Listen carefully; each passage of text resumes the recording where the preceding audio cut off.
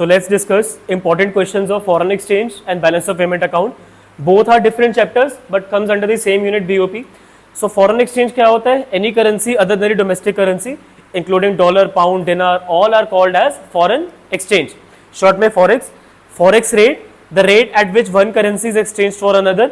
Types of exchange rate, fixed, flexible, managed floating. Flexible demand supply पे चलेगा. Manage floating में central bank और market दोनों मिलकर एक्सचेंज रेट डिसाइड करेंगे, हाइब्रिड मॉडल. फिक्स में गवर्नमेंट डिसाइड करेगी exchange rate on the model of pegging and parity value. And then under flexible exchange rate system currency can either appreciate or depreciate, and under fixed currency can either revalue or devalue. And then revaluation और appreciation से क्या होगा? हमारी country के imports बढ़ जाएंगे. जब currency 80 rupees 70 की हो जाएगी तो बाहर से सामान उमाना चीप पड़ेगा.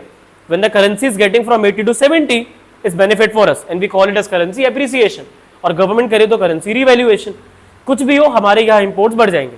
But on the other hand अगर डिवैल्यूएशन या डेप्रिसिएशन हो रहा है, 80 का डॉलर अगर 90 रुपीज में मिलना स्टार्ट हो जाएगा, हमारा नुकसान है और उनका फायदा है. उनको $1 का जो 80 ऑफर हो रहा था उसी डॉलर का उनको 90 ऑफर हो रहा है, तो उनको हमारा सामान सस्ता पड़ेगा, हमारे यहाँ से एक्सपोर्ट्स बढ़ जाएंगे. डिवैल्यूएशन डेप्रिसिएशन से एक्सपोर्ट्स बढ़ेंगे, उनको फायदा है. एप्रिसिएशन रिवैल्यूएशन से हमें फायदा है, हम इंपोर्ट ज्यादा करेंगे. देन एक्सचेंज रेट डिसाइड कैसे होता है? फ्लेक्सिबल में, जहां पे डिमांड सप्लाई इंटरसेक्ट करती है. So this was mainly about the forex chapter. And then under balance of payment, two types of accounts are there, current and capital. Current account of recurring transactions, capital of non-recurring. Current account की transactions generally balance of payment को stable करने के लिए करी जाती हैं, whereas जो current account की transactions होती हैं वो लोग अपने personal profit के लिए करते हैं.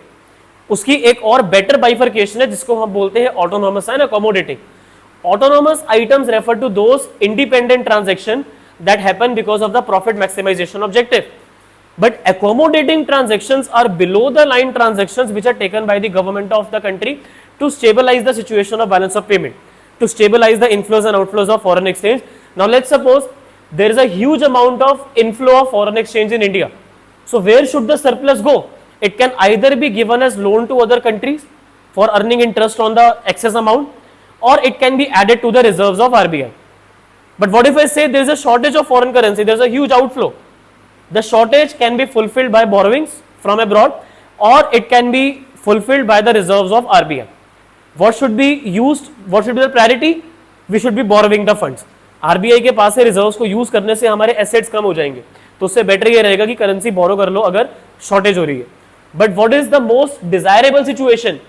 That autonomous item जो कि independent होते हैं उसमें surplus हो. Surplus होगा तो हो सकता है हमारे exports ज़्यादा हुए हैं goods के services के, रिलेटिव्स के थ्रू रेमिटेंसेस हमें ज्यादा रिसीव हुए हैं, रेंट प्रॉफिट इंटरेस्ट से इनकम ज्यादा रिसीव हुई है, ठीक है, इन्वेस्टमेंट अब्रॉड से ज्यादा आई एज कंपेयर टू जितनी इन्वेस्टमेंट यहां से बाहर गई. तो अगर हमारी ऑटोनॉमस आइटम्स में क्रेडिट साइड ज्यादा है, क्रेडिट होती है प्लस साइड, इनफ्लो ज्यादा है, then the excess money can be given as loan to other countries in order to earn interest on the excess funds, और it can be added to the reserves of RBI, also called as change in foreign reserves, also called as official reserve transactions. Got it? So I think this much summarization is sufficient for Forex and BOP. Let's start with the chapter. First MCQ.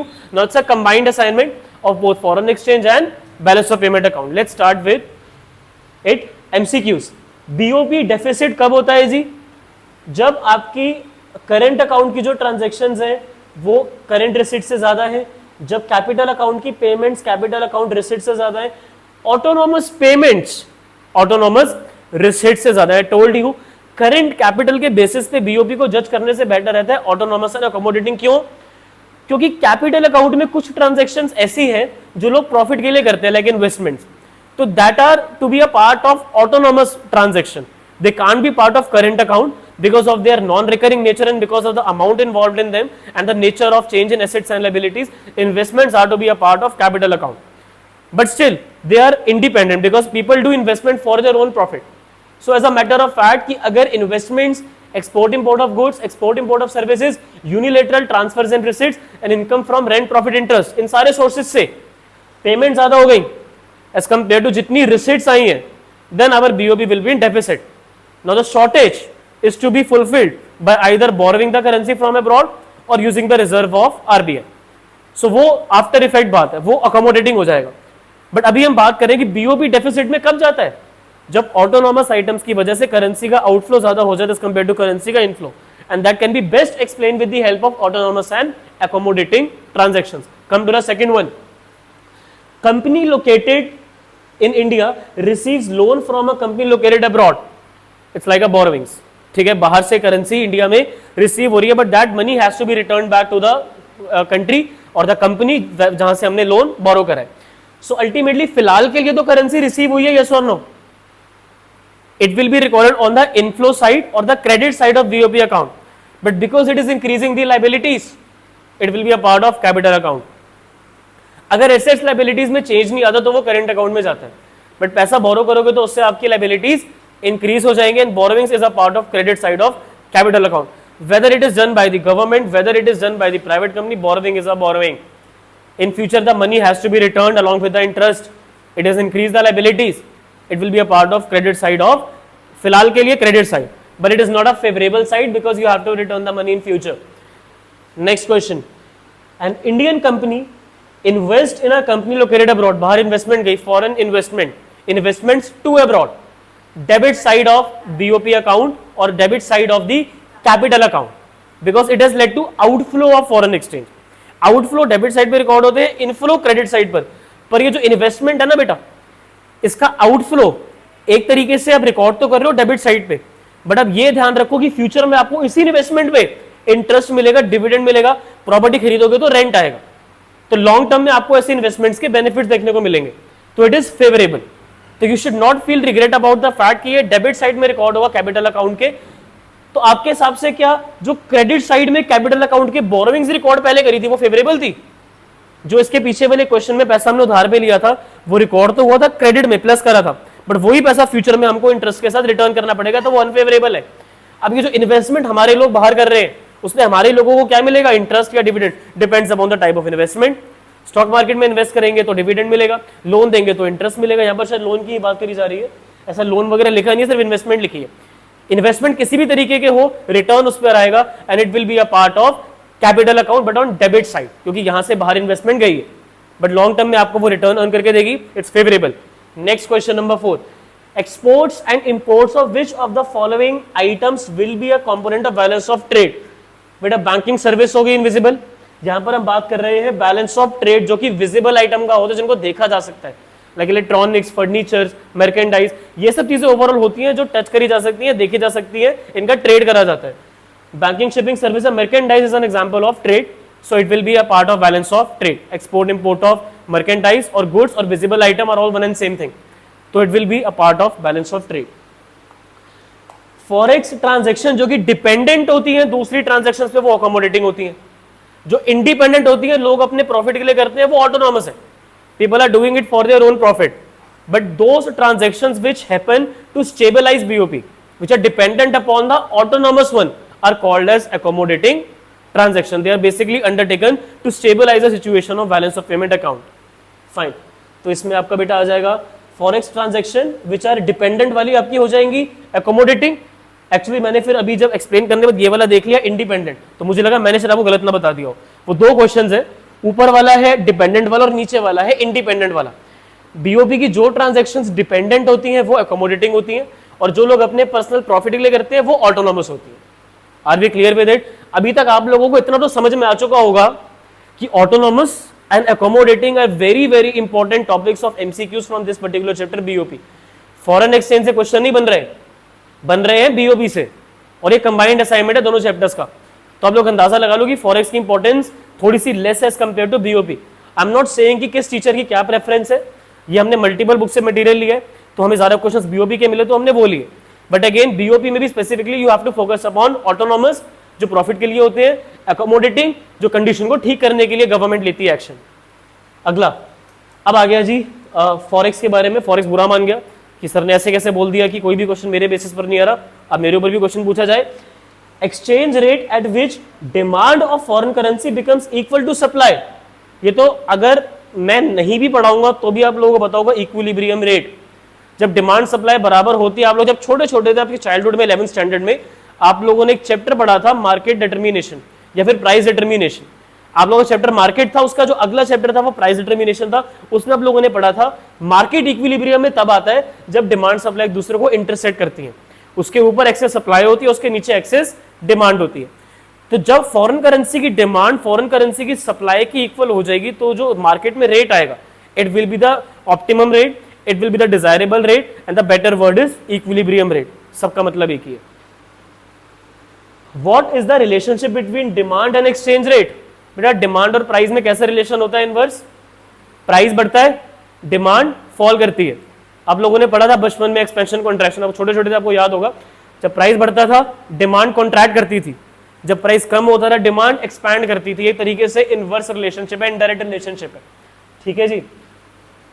Find the odd one out. अच्छा जी, investments by Indian investors under make in India program. Okay, loan received from Australia, investments from abroad, purchase of machinery from abroad. आप notice कर रहे हो कि बाकी सब चीजें जो है वो अब्रॉड से आ रही हैं, और ये जो इन्वेस्टमेंट है ये बाहर, investment by Indian investors under make in India programme. ये जो इन्वेस्टमेंट है क्या इसमें फॉरेन करेंसी इन्वॉल्व है? बेटा मेक इन इंडिया में एक इंडियन इन्वेस्टर इंडिया में इन्वेस्ट कर रहा है, ये ट्रांजैक्शन बीओपी में रिकॉर्ड होगी? नहीं रिकॉर्ड होगी। तो it will be a part of a regular transaction investment but not a certainly a part of BOP. बाकी जो तीनों ट्रांजैक्शंस है वो बीओपी में आएंगी क्योंकि इसमें फॉरेन करेंसी इन्वॉल्व हो रही है। मेक इन इंडिया में एक इंडियन बंदा या इन्वेस्ट कर रहा है तो it will be a part, it will not be a part of BOP in simple words. Other things remaining constant when in a country the market price of foreign currency falls. अच्छी बात है, बात तो अच्छी है। अब मान लो कि करेंसी का रेट पहले 60 था, अब रेट हो गया 50, हमारा बेनिफिट है लॉस है? बेनिफिट ही है ना। जो डॉलर हमें 60 का मिल रहा था वही डॉलर अब हमें 50 का मिल रहा है। तो बाहर से सामान इंपोर्ट करवाओगे या नहीं करवाओगे? सच बताना। तो उससे हमारे यहां से इनकम बाहर आउटफ्लो होगी या नहीं होगी? तो it will ultimately lead to fall in national income of the economy. अच्छी बात है, रेट 60 से 50 हो रहा है, उसमें कुछ नेगेटिव बात नहीं है, but ultimately it will lead to more outflow of foreign exchange leading to reduction in income in the domestic country. But अगर करेंसी का रेट इंक्रीज हो जाता, 60 से 70 हो जाता, तो उससे हमारी इनकम बढ़ती क्योंकि लोग हमारे यहाँ का सामान खरीदते। तो समझो थोड़ा उल्टे रिलेशनशिप को कि करेंसी अगर सस्ती हो रही है तो वो एक तरीके से करेंसी का आउटफ्लो बढ़ाने के चक्कर में इनकम कम हो जाएगी, और अगर करेंसी महंगी हो रही है तो हमारे पास और ज्यादा इन्फ्लोज होंगे और उससे हमारी इनकम बढ़ जाएगी। ऐसा क्वेश्चन भी आएगा कहीं ना कहीं। आइडेंटिफाई इनमें से कौन सी स्टेटमेंट ट्रू है? The flexible exchange rate system gives the government more flexibility. बेटा गवर्नमेंट कहां से आ गई फ्लेक्सिबल में? फ्लेक्सिबल की बात कर रहे हैं तो वहां पे डिमांड सप्लाई के बारे में बात करी जाएगी। In manage floating rate government intervenes to buy and sell foreign exchange. All right, yes, at times government, और the better word should be to central bank interfere करता है। गवर्नमेंट इंटरफेयर नहीं करती, सेंट्रल बैंक करेंसी को up down करता है, but to some extent accept करा जा सकता है। In manage floating central bank, अब आ गया, यही बात बोली मैंने अभी, that the central bank should intervene to moderate the currency rates. ठीक है, गवर्नमेंट के इंस्ट्रक्शंस पर आरबीआई कर सकता है, तो गवर्नमेंट का little bit of involvement can be there, but mainly जो उसका एग्जीक्यूशन करा जाता है वो सेंट्रल बैंक के थ्रू करा जाता है। तो central bank is responsible for managing the exchange rate when the rate goes beyond some target value. अगर करेंसी का रेट एक वैल्यू के बियॉन्ड चला जाता है तो गवर्नमेंट को उस टाइम पे इंटरफेयर करना पड़ता है आरबीआई के through, and in that time RBI is the one who tries to moderate the exchange rate. Coming to the fill in the blanks questions, an Indian real estate company receives rent from Google in New York. Indian company है, उनका New York में office है, Google वालों को दे रखा है, rent कर रखा है, तो उनसे यहाँ रेंट रिसीव हो रहा है। तो बेटा रेंट आएगा, क्रेडिट साइड पैसा रिसीव हो रहा है ना, और रेंट एक रेगुलर इनकम है, कोई इन्वेस्टमेंट थोड़ी है। इन्वेस्टमेंट जब थी तब वो कैपिटल अकाउंट में गया था, but rent is a regular source of income, so it will B part of current account, recurring है। तो करेंट अकाउंट के क्रेडिट साइड पर रिसीव होगा क्योंकि वो कंपनी इंडियन है। कोई दिक्कत परेशानी? आगे बात करते हैं। Equilibrium in BOP is achieved when net value of all receipts and payments is equal to 0। जितना पैसा आया उतना पैसा गया, difference is 0।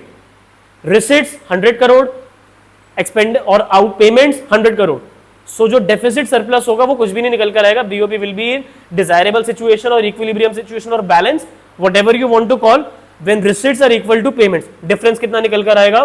0। Then dash includes net receipt obtained from the sale of share in public sector undertakings, disinvestment। ये तो हमने government budget में भी पढ़ लिया, ये हमने इंडियन इको के 3rd चैप्टर एलपीजी में भी पढ़ लिया कि जब गवर्नमेंट अपनी कंपनी के शेयर्स स्टॉक मार्केट में सेल करती है, it is called as disinvestment और privatisation. Privatisation is better suited in both the terms disinvestment and transfer of ownership, but जब लिखा है selling a part of equity, it is better called as disinvestment. Dash transaction refer to those international transactions which take place due to some economic motive like profit. तो ये होती है autonomous, और जो stabilize करने के लिए होती है वो होती है accommodating. Are we clear with autonomous accommodating? Are we clear with fill in the blanks and multiple choice question? Shall we proceed with assertion reasoning? Rule वही है, assertion true, reason true, correct explanation है reason की, जो assertion है उसको correct तरीके से अगर reason explain करें, option A. Assertion true, reason true, correct explanation नहीं है, option B. Assertion true, reason false, option C. Assertion ही फॉल्स हो गई, ऑप्शन डी. सबसे सिंपल कैटेगरी क्वेश्चन, असर्शन ही गलत हो जाती है तो we go with option D.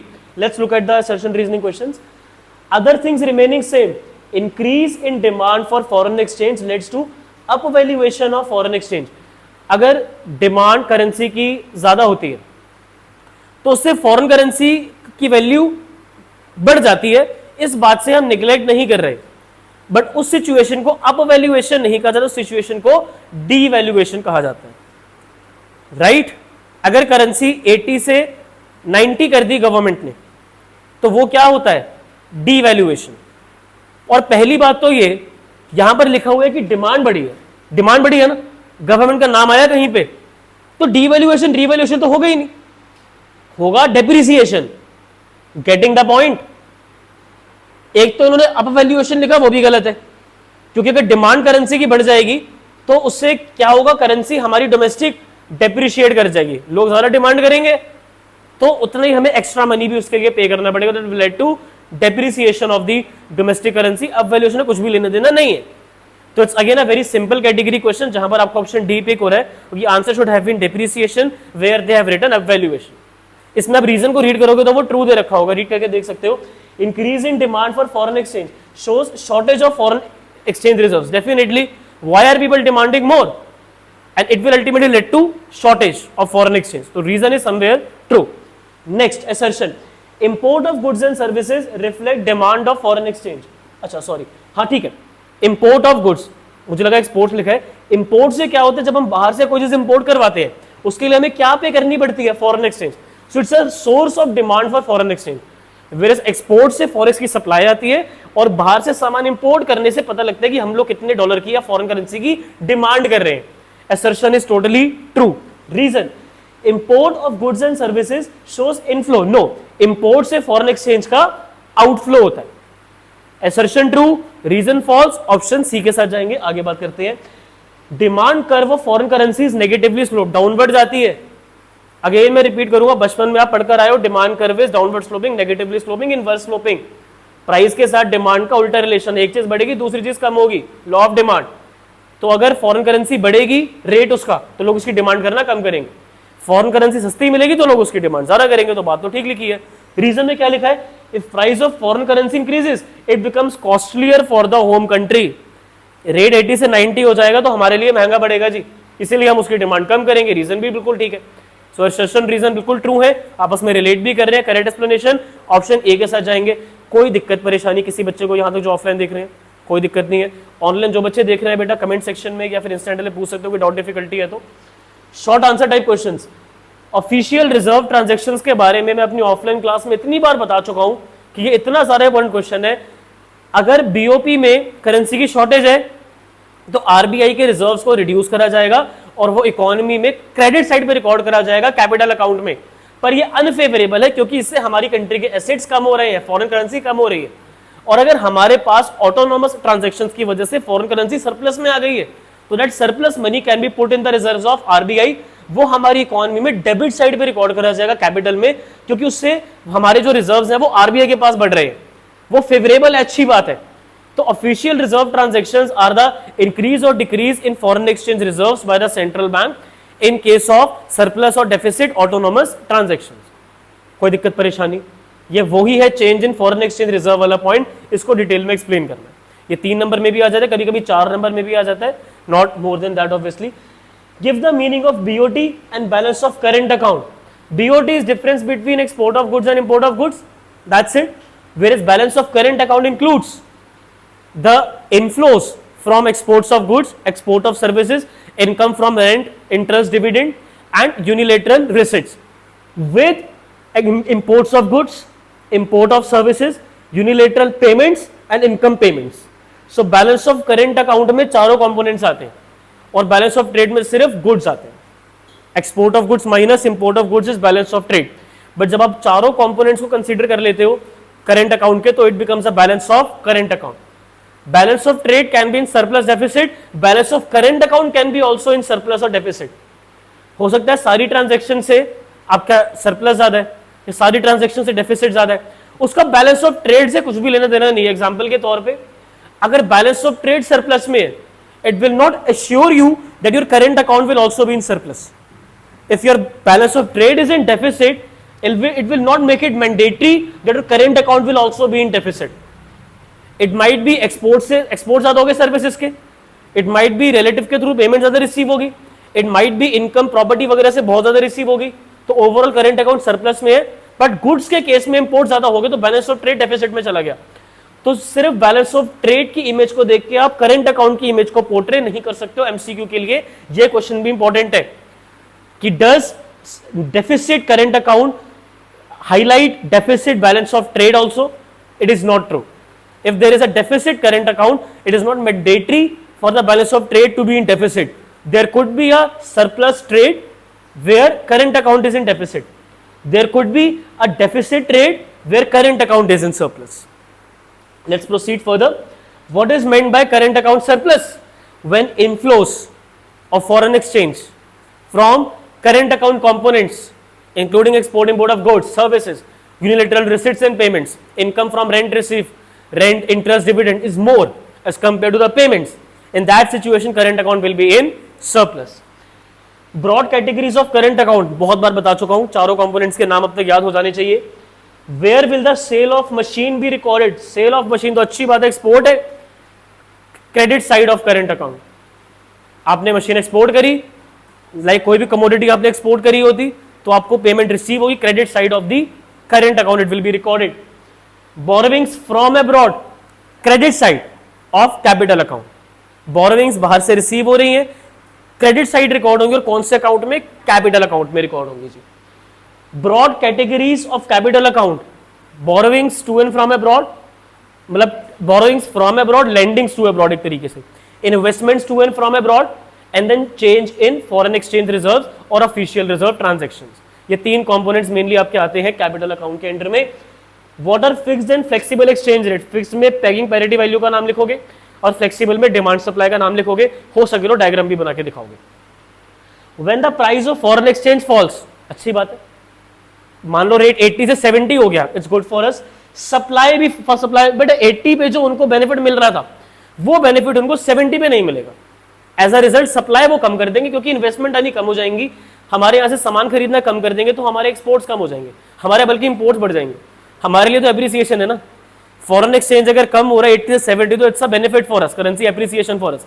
Supply तो कम होगी भाई. एक दुकानदार चीज कब ज्यादा बेचता है? जब प्राइस ज्यादा हो, जब प्राइस कम होता है, जब ज्यादा होता है. तो जब प्राइस कम हो गया तो वो लोग क्यों सप्लाई बढ़ाएंगे? वो सप्लाई तब बढ़ाएंगे जब प्राइस बढ़ जाएगा, तब उनको ज्यादा फायदा है. फिर explain the effect of rise in price of foreign currency. Rise 80 से 90 हो गया, इसमें उनका फायदा है, हमसे सामान खरीदेंगे.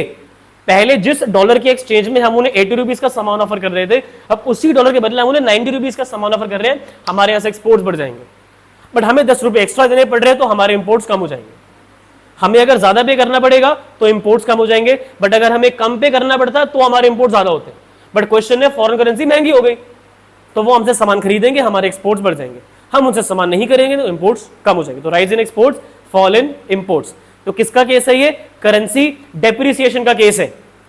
डेप्रिसिएशन में क्या होता है? एक्सपोर्ट्स बढ़ते हैं, इंपोर्ट्स कम हो जाते हैं. That is simple to understand. Then devaluation and depreciation one and same.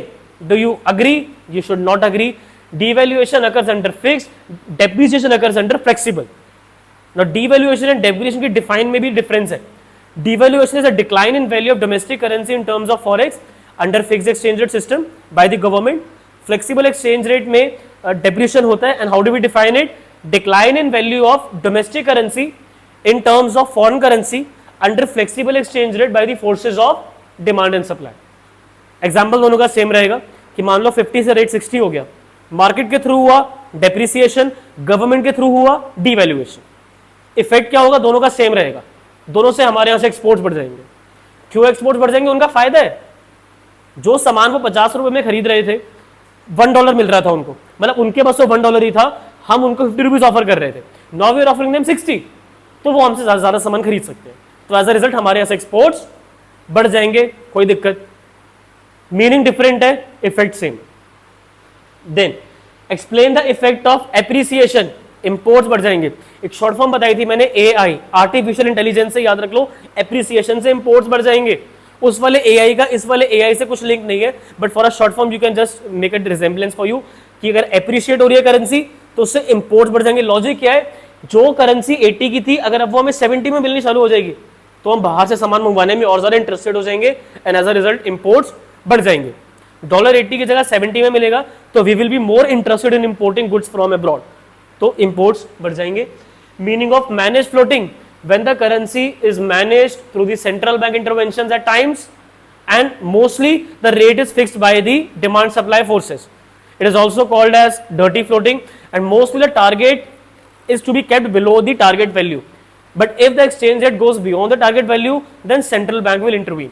तो उसी को डिटेल में जो आपकी जो भी आप बुक रेफर कर रहे हो आप उसमें से मैनेज फ्लोटिंग के ऊपर शॉर्ट नोट प्रिपेयर कर लेना। इसका ऑल्टरनेट नाम लिख देना डर्टी फ्लोटिंग, ये लिख देना कि सेंट्रल बैंक और मार्केट दोनों मिलकर रेट डिसाइड करते हैं, हाइब्रिड सिस्टम है, और बना के लिख देना आंसर इसका। लॉन्ग आंसर टाइप क्वेश्चंस, इन विच सब account and on which side of BOP account will foreign investments in India be recorded, come on, credit side of capital account. Foreign investment अगर India में रिसीव हो रही है तो credit अच्छी बात है, कहां पर आएगी, कैपिटल अकाउंट में आएगी, बट लॉन्ग टाइम में हमें उस पर इंटरेस्ट वगैरह देना पड़ेगा, तो इसीलिए लॉन्ग टाइम के लिए अनफेवरेबल है, बट फिलहाल के लिए तो बढ़िया है, ये करेंसी रिसीव हो रही है ना।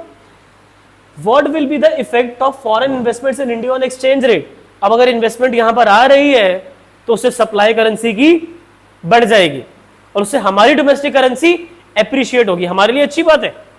जिस चीज की सप्लाई ज्यादा होती है और इतनी डिमांड अगर नहीं है तो exchange rate will get weaker and it will be classified as currency appreciation of the domestic currency. domestic currency के लिए appreciation, सप्लाई बढ़ी है ना, गवर्नमेंट ने थोड़ी कुछ करा, गवर्नमेंट ने करा होता तो हम बोलते रिवैल्यूएशन, ये तो ऑटोमेटिकली सप्लाई बढ़ गई और बहुत अच्छी तरीके से सप्लाई बढ़ गई है। तो in that case what will happen, we will increase, इससे क्या होगा, करेंसी एप्रिशिएट होगी और उसका इफेक्ट ये आएगा कि हम लोग इंपोर्ट्स वगैरह करवाने ज्यादा शुरू कर देंगे। हालांकि वो सब पूछा नहीं, सिर्फ ये पूछा है कि करेंसी पे क्या इम्पैक्ट पड़ेगा, तो डोमेस्टिक करेंसी इंप्रूव होगी, एप्रिशिएट होगी।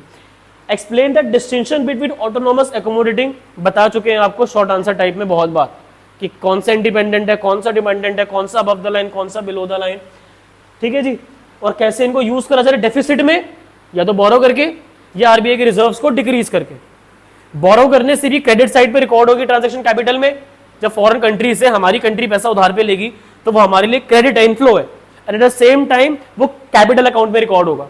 ऑन दी अदर हैंड अगर आरबीआई के रिजर्व्स कम करे जाते हैं, रिड्यूस, तो वो हमारी इकोनॉमी के लिए अगेन क्रेडिट है, क्योंकि वो पैसा भी इकोनॉमी में यूज करा जाएगा, बट आरबीआई के एसेट्स रिड्यूस हो जाएंगे, तो deficit is not a good thing at all.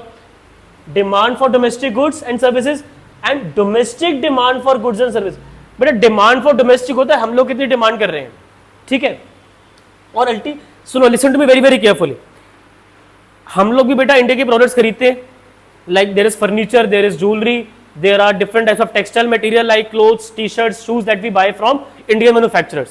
So that is called as the domestic demand for goods and services. हम domestically इंडिया में रहते हैं, इंडियन पीपल इंडियन गुड्स की डिमांड करें, that is the domestic demand, but जो बाहर के लोग हमारे गुड्स की डिमांड करें, it is the demand for domestic goods and services. Understood the difference? एक होती है डोमेस्टिक डिमांड जो आप में हम सब करते हैं, और एक होती है डिमांड जो हमारे डोमेस्टिक गुड्स के लिए बाहर के लोग कर रहे हैं। समझ में आ गई बात? That is the only difference, and this demand will include the demand by residents as well as non residents, but ये जो आपकी डोमेस्टिक डिमांड है, it will only include a demand by the residents. Yes और no? Domestic demand residents करते हैं, but demand for domestic goods can be done by residents और non residents. Domestic demand जो होगी वो आपकी काउंट होती है कंट्री के जीडीपी में, क्योंकि वो यहीं पर हो रही है, और जो डिमांड फॉर डोमेस्टिक है वो नेशनल इनकम में भी काउंट होगी। हमारा सामान जो बाहर जा रहा है, हमारे रेजिडेंट्स ही तो ऑन करेंगे इनकम, तो it will be a part of national income as well. Then current account deficit, current account surplus. जब recurring component से आपकी जो करंट अकाउंट है उसमें इनफ्लो ज्यादा होता है फॉरेन करेंसी का, तो वो सरप्लस में जाता है. बट जब रेकरिंग ट्रांजैक्शंस की वजह से आपके ट्रांजैक्शंस में पेमेंट ज्यादा हो जाती है, तो it will lead to deficit. Current account should be try to be in surplus as much as possible, but if not then it will lead to deficit. आप इसको मतलब डिफरेंशिएट कर सकते हो. Sources for demand for foreign exchange, one is import, बाहर से सामान import करवाते हैं तो उसके लिए हम डिमांड करते हैं फॉरेन करेंसी की. सेंडिंग रेमिटेंसेस टू रिलेटिव्स, या फिर स्पेक्युलेटिव एक्टिविटीज जिन लोगों को ट्रेडिंग करनी है फॉरेन करेंसी में, investments to abroad, these are certain sources of demand for foreign exchange. Giving reasons explain the relation between foreign exchange rate and supply. Direct relation. whenever the rate will increase, supply will also increase. आप upward sloping supply curve इसमें बना के दिखाओगे. ये दिखाते हैं कि जब रेट बढ़ेगा तो सप्लाई भी बढ़ेगी. 80 के रेट पर उनकी सप्लाई इतनी नहीं आएगी जितनी 90 के रेट पर आएगी. 90 पे उनको ज्यादा अच्छा एक्सचेंज 10 रुपए एक्स्ट्रा मिल रहे हैं ना, तो they will be encourage more to supply in the domestic country. In that case fix flexible manage के ऊपर जी शॉर्ट नोट है, प्रिपेयर कर लेना. मैंने टेस्ट में भी अपने ऑफलाइन बहुत बार पूछा है इसके ऊपर शॉर्ट नोट. डीवैल्यूएशन डेप्रिसिएशन का डिफरेंस अभी हम डिस्कस कर चुके हैं. दोनों से एक्सपोर्ट बढ़ते हैं, बट डीवैल्यूएशन से फिक्स में होगा, डेप्रिसिएशन मार्केट में होगा डिमांड सप्लाई की वजह से. फाइन. ऑटोनॉमस और एकोमोडेटिंग के बाद मतलब अब देखो questions are getting repeated again and again. Fixed, flexible, managed floating, autonomous, accommodating. So these are the questions which are again and again getting repeated. So these are some important questions of foreign exchange and BOP, which were I think very very predictable, and these were quite direct questions that we have already discussed in the class. And जिन बच्चों ने इसके notes को read करा है उन बच्चों को कोई डिफिकल्टी नहीं आएगी इन क्वेश्चंस को अटेम्प्ट करने में, क्योंकि very very conceptual questions, very very theoretical questions without involving a lot of practicality that we just saw in the chapter budget. वहां पे थोड़े से indirect questions आ रहे थे, but यहाँ पर almost सारे ही questions काफी direct थे. So that's it for your forex and BOP. I'll stop the lecture.